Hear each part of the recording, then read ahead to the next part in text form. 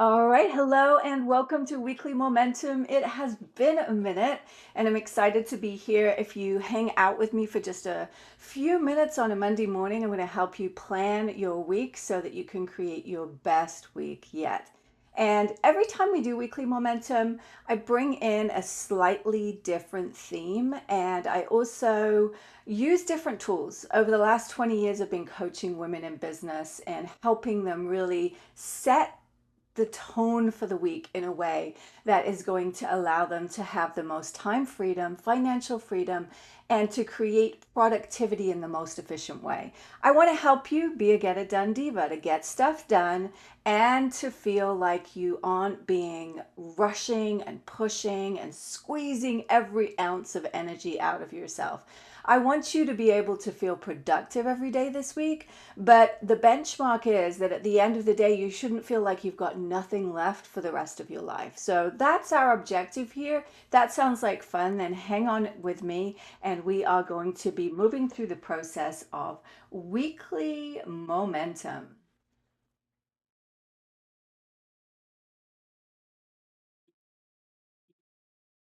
All right, so the weekly momentum framework has 4 steps to it, and we'll go through all of them.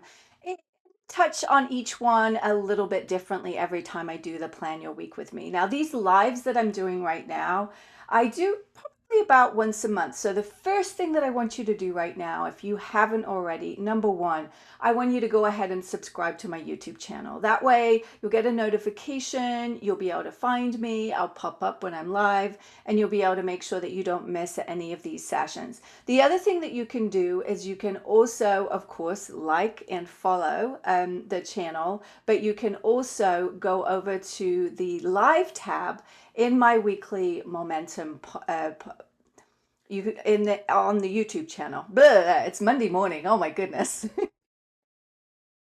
Right? You can go over to the live tab in my YouTube channel and you can see all of the scheduled Plan Your Week with Me's that are coming up. And you can even click notify me and it'll notify you if you want for any of them in particular that you want to attend. And I would suggest all of them. It's a great way to start your week. Really creates a big impact. In fact, I've noticed that when I ask my clients how productive they've been each week or how the last week went when we coach. Typically, if they feel like they had a really great week, it's because they had a weekly top 10 list, which we're going to create in a minute.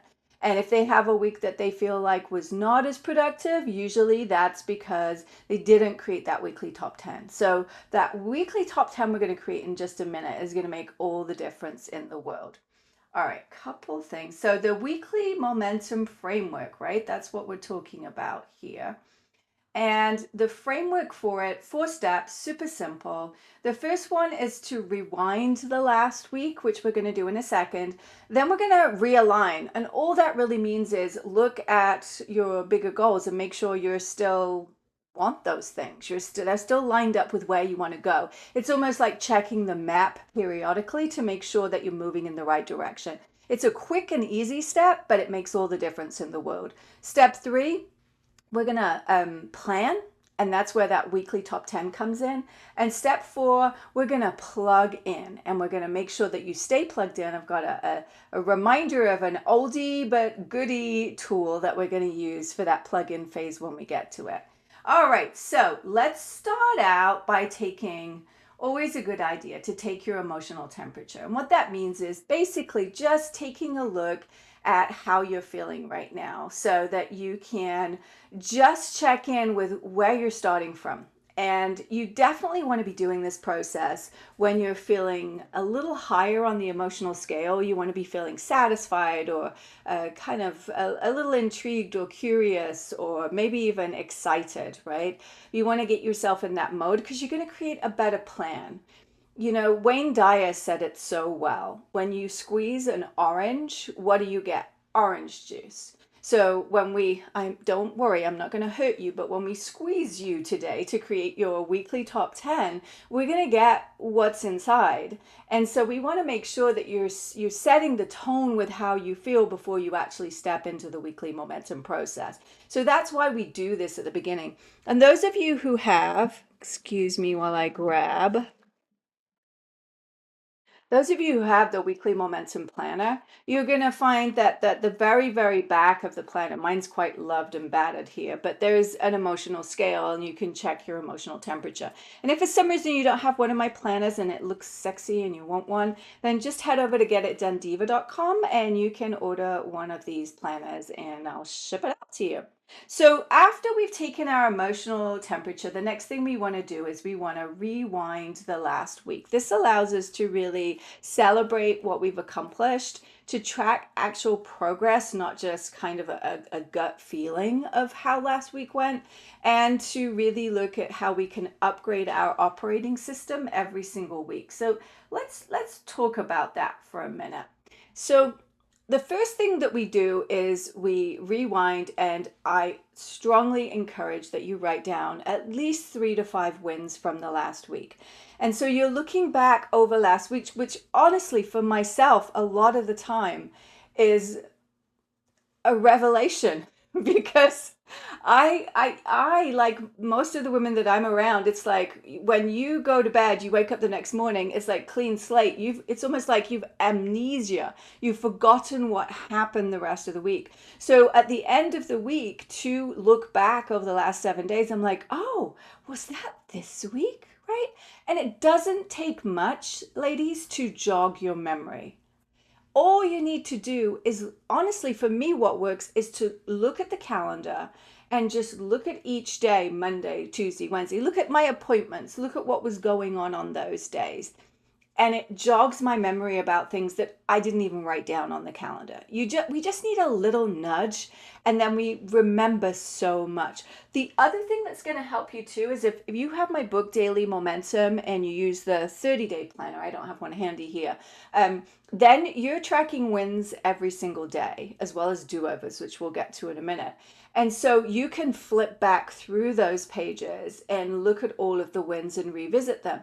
Now, what's really beautiful about this is, I'm sure you're familiar, I'm preaching to the choir here, right? That when you feel good about something, right? We were just talking about the emotional scale, but when you feel good about something or remember something and it makes you feel good, the body doesn't know any different between the real experience and the remembered experience.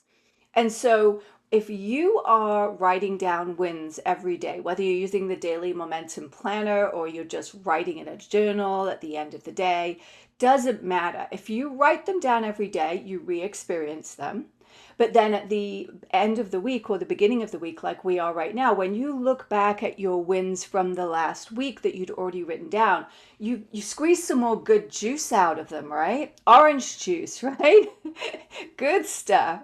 And so you get more bang for your buck if you actually acknowledge wins every day, not just at the beginning of the week when you're looking back at the last week. And you remember better then. Because as much as I look at the calendar and I remember the last week and I'm like, oh my gosh, that happened last week, this happened last week, I'm not going to remember as much as I would if I was, say, just looking back on the day. So I do encourage you to make sure that you get into the habit of really reminding yourself of what you did on a very regular basis. Because let's be honest, otherwise what happens is we get to kind of like a pivotal point. It might be a birthday. It might be the end of the year. It might be the end of the quarter. And that's when you look back and you go, what did I do? What happened? And we can't trust our memory for those stretches of time without having something to help us. So weekly at a minimum and daily, I recommend for those wins. And wins, ladies, I keep reminding my clients of this. It's so funny. Wins are not you rifling off and proving that you accomplished stuff, right? Sometimes I'll jump on a coaching call and I'll say, okay, well, every single coaching call, I always start with what are the 3 wins since our last session. But sometimes newer clients or even clients that have been with me for a while can get into the bad habit of, instead of thinking of wins, just rifling off, well, I did this and I did this and I did this. It's not a check-in. It's not proving yourself. Wins is remembering some things that you want to celebrate that have happened. So, what might that be? It might be something that came to you without you doing anything, like an opportunity. It could be that you performed better than usual in a task or a project or something that you did. It might be that you completed something, but don't always go to that. And really remember that every week you're not going to have, I published a book, right? Now and again you might. Every week you're not going to have completely created a website from scratch, right? Those are going to be bigger milestones, maybe annual, maybe quarterly. Those are going to be the wins that you're going to celebrate over longer periods of time. When you're doing daily wins, it really helps you with that muscle so that you can start to celebrate the little wins.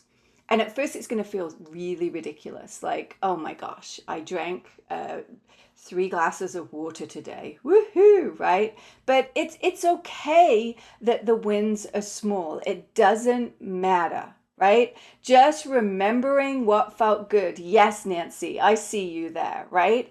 It's definitely important to celebrate those little wins, the tiny things, because it builds the muscle and it gets you into the habit of recognizing these things when they're showing up. And the final benefit that I'll mention about this is that when you do that, you're also saying to the universe or God or whatever that you believe in, you're saying, hey, I want more of this. I appreciate this. This is something that I want more of. So wins are a huge one. That's part of the rewind process. Next up, during the rewind, I also want you to make sure that you do do-overs. So it's almost like two sides of the same coin a little bit. When you are looking at do-overs from the last week, what you're doing is you're going, okay, I'm pretty awesome. This was a great week. These are the things that happened. I'm celebrating these things. And these things did not happen. These things did not work out the way I wanted. These things were great, but I can see a way to make them even better. That is the do-over question. So every single week, I do this every day. I challenge myself to come up with 3 do-overs in the 30-day planner every single day. So every week, surely you can come up with 3 do-overs from the last week. And this works very much like the wins, that when you look back over, if you have been doing this daily and you recognize some of the do-overs from the days that you have acknowledged do-overs and you write them down as your weekly do-overs, you anchor them in more, you've got a better chance of actually making that choice in the future when you're presented with the same opportunity or the same situation or the same crossroads again, right? Do-overs, once again, can be tiny things, but the trick with the do-over is that it is specific. You want to be really specific. So I've been having so much fun, ladies. So much fun.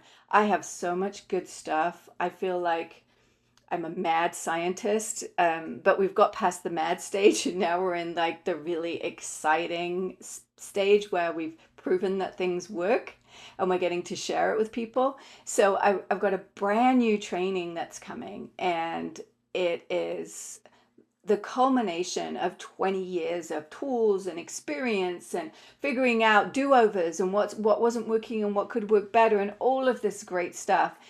You definitely want to head over to the website getitdonediva.com and join the priority notification list. I'm going to launch it in just a few weeks, and if you're on that list, you'll be one of the first 44 that will be allowed into that program. So if you want to get in on the latest, newest thing that is remarkable, you want to get on that priority notification list. And the reason I bring this up is because I've been taking some of my private clients through that training, and they're telling me it's mind-blowing, they're loving it. But what I realized was that I had got so excited about the training, and going through all of the steps and showing them the tools and helping them set up their roadmap, that I forgot to stop at the beginning and say, hey, what do you want?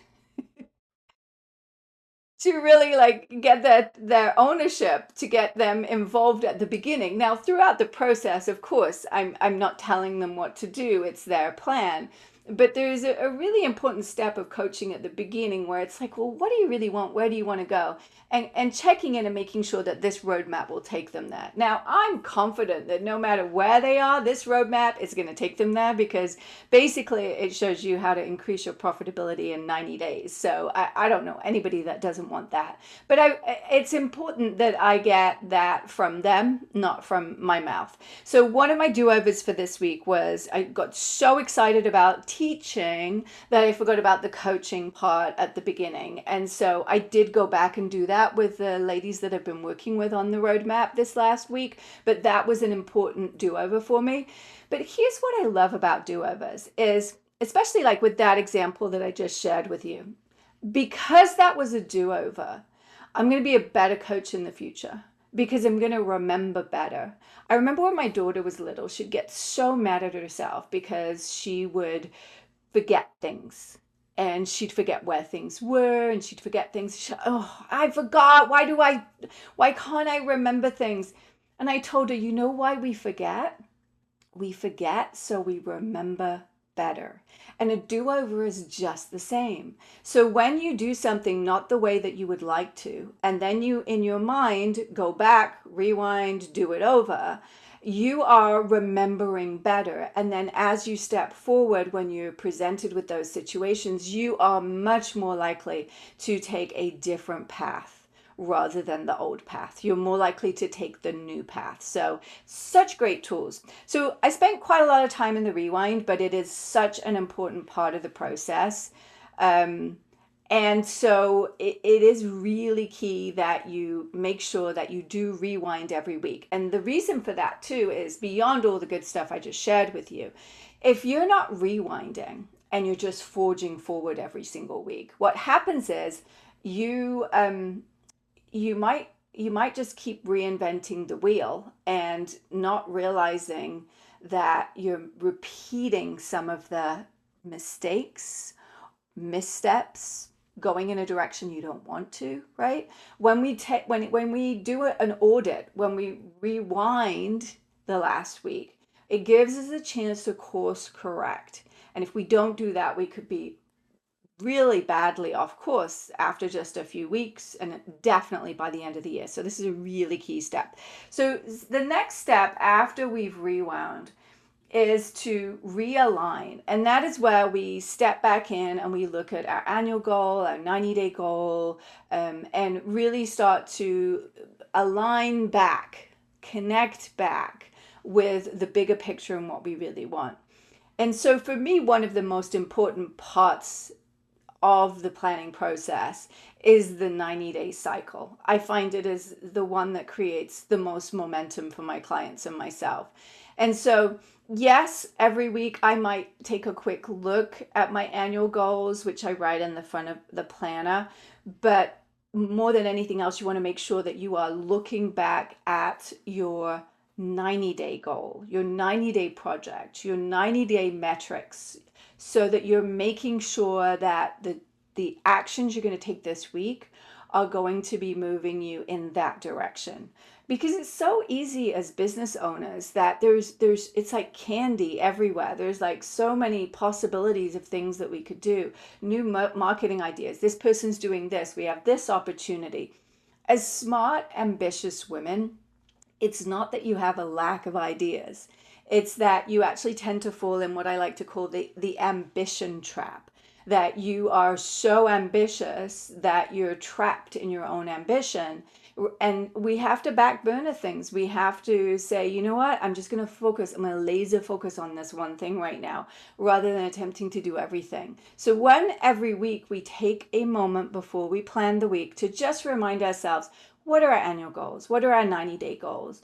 What we do is we give ourselves a chance to remember where we're going. And if necessary, we can change the destination. We can change those bigger goals, but do it officially, right? Renegotiate them with yourselves. Don't just randomly spend 1 week doing one thing and then another week doing another thing, because when you do that, you're going to go like in zigzags and in circles and then wonder why you didn't get anywhere.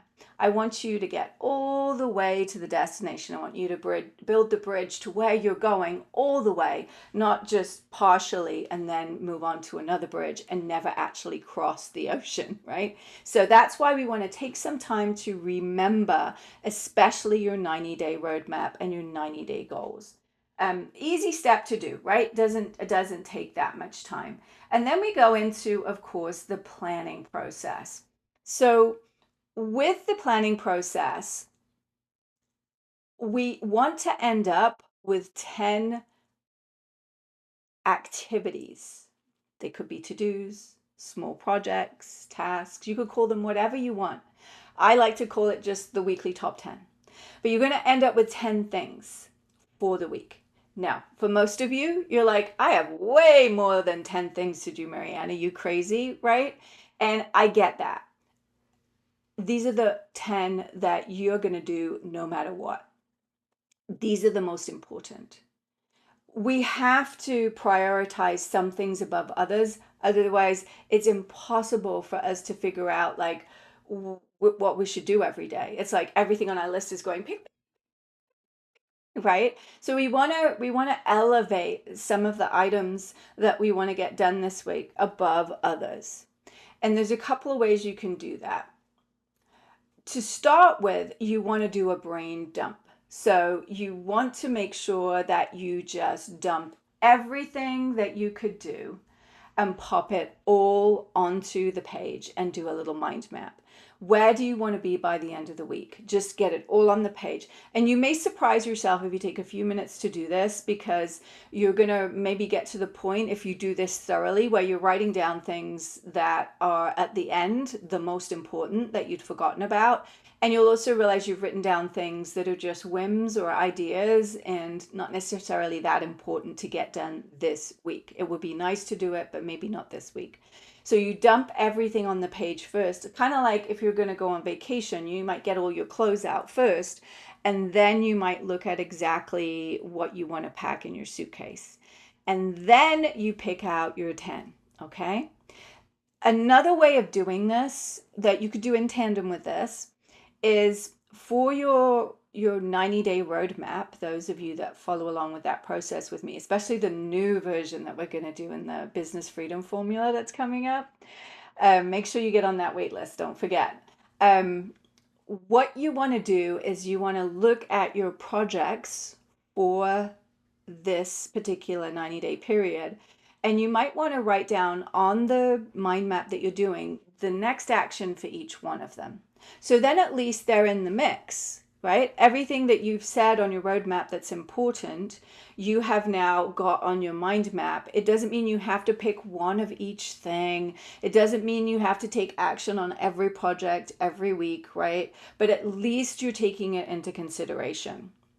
And then another way you could do it, though, if you wanted to, is you could literally set up your weekly top 10, that it is one small action towards every one of your 10 projects on your 90-day roadmap or your systems map or whatever you're using. So that is a really great way to make some serious momentum on your 90-day plan if you want to do it that way. Typically, though, as business owners, we have a lot going on each week, and we need to remember and prioritize a few things that aren't necessarily working on our business. Your 90-day roadmap is always going to be the things you're doing to secure the future. It's really strategic. It's building your systems and growing your business and increasing your time freedom and your financial freedom. That's what's going to be on your roadmap.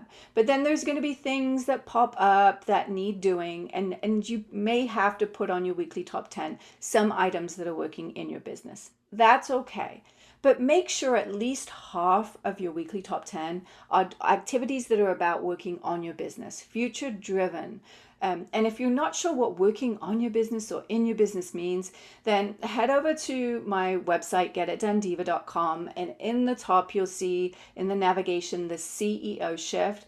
It's a free training that I'm gifting you that you can learn a lot more about what this working on and in the business is, and really how to make the 3 shifts you need to really shift out of being the operator of your business, which is really very similar to being the most underpaid, overworked employee, to actually becoming and stepping into and shifting into that CEO role. So once again, that's at getitdonediva.com. It's a completely free training that you can grab, and it's in the navigation bar on the main page of the website.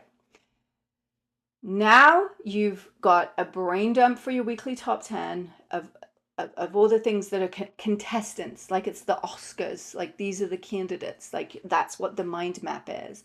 And then you're going to pick out your 10. Now, I never ever put them in order. You will make yourself crazy. You don't have to have the number 1 on the list be the most important and all of that jazz. Now and again, maybe I'll make number 1 the most important, but the rest of them, don't worry about getting them in order of importance. It's okay. You don't have to do that. You just have to narrow it down to 10. And if you don't want 10 items, some of my clients prefer to do less, then that's totally fine too. Just draw a line, make it very clear that it's an intentional decision and that you're done creating the list, not just leaving blank spaces on your weekly top 10. So then you've got your weekly top 10, which is this planning process. And now we are going to go into the final step, which is where we plug in. And I'm going to bring in that tool that I talked about a few minutes ago that we haven't used in a little while. So plugging in is literally taking the items that you've just said, these are the important things I want to get done this week, and scheduling time for them. It's not rocket science. You can block off the times and then you can change your mind and move them around. The reason that you're blocking off these items is to make sure they fit on the calendar, because I am notorious for trying to get 10 pounds of potatoes in a 5-pound bag, as my husband would tell me. So I know I'm not alone, right? So you want to make sure that the tasks, the items on your weekly top 10, you are going to be able to dedicate time to do them. And plugging them into your actual week and blocking off blocks is one of the most effective ways to do that. A step you might do before you do that is you might look at your weekly top 10 and you might go down the list and you might say, how long do I think this will take? And whatever number you come up with, you know what I'm going to say if you've been following me for a little while, you're going to triple it, because we have time dysmorphia, especially with things that we haven't done before. And so you're going to calculate incorrectly and you need to pad it. And what's the worst thing that happens? It takes less time than you think, or you have extra time, you do an even better job of the project or the task. So really looking at the list, how long will this take? And then making sure that you're going ahead and you are popping that onto your calendar for the week, so you're plugging in. Now, I promised you that oldie but goodie tool that we're going to use, and it's the power words. So power words are those words that really get us in a really aligned state. Those of you who follow Abraham Hicks are familiar with that idea of being in a state of aligning, of allowing, of really the idea of feeling into what you want before you actually achieve it. So there's a couple of ways that you can connect with this tool this week. One of the ways is that you could literally, those of you who do the annual retreat with me and have come up with your power words, maybe dust them off. Maybe you haven't looked at them in a while, and maybe write them on your weekly page or on a post-it note with your weekly top 10, so that you look at that each day as you're starting your day, and for sure as you start the week. And I find it's really helpful to say I am before each word, even if it's not grammatically correct, the sentence that comes out, it's okay. So taking the time to really remind yourself why you're doing what you're doing. So your power words is one way that you already defined, and those of you with the planner too, if you haven't set your power words yet, in the very back of the planner, there is a whole list of words that you can maybe use as a starting point to help you come up with your weekly top 10. The other thing that you could do as another option to kind of have the same alignment is that you look at your weekly top 10 and you ask yourself, how will I feel when all of these things have been completed? It's like you're stepping forward in your mind's eye and you're feeling into it, and you're just noticing, will you feel clear? Will you feel confident? Will you feel strong? Will you feel successful? Will you feel happy, right? Come up with maybe 10 words, 5 words, 3 words if you want, that really represent how you will feel once you've accomplished your weekly top 10. And then write those down and really notice as you feel those things throughout the week. Because honestly, as much as we feel like we get the thing and then we feel the way, we feel the way and then we get the thing. So step into this week, remind yourself that time is one of your biggest, best assets as a business owner, not revenue. Money is important, otherwise, you don't really have a business. But without your time and being really mindful, not of necessarily, when I say this, I don't mean working a lot, I mean being efficient with your time. So use your weekly momentum, your weekly top 10 as your guide as you start each day. And I encourage you, as always, front load the week. What does that mean? That means that you get as much of your weekly top 10 done in the first 3 days of the week as possible so that you really get a jump start on it. That way, the end of the week is just kind of icing on the cake. I know you've got this. I know that you're going to have an amazing week. I know because you listen to this that you're going to go ahead and you are going to have at least double the amount of productivity than you would have had if you hadn't attended Weekly Momentum. Thank you so much for showing up to play today. And once again, my name is Marianne, the Get It Done Diva. Make sure you subscribe to my YouTube channel, getitdonediva.com. Go grab those resources that I talked about. Get on that priority notification list for what's coming in just a few weeks, because you'll kick yourself if you don't manage to be one of the 44 that's going to get into this new program that I'm starting. And I will see you in momentum. Much love.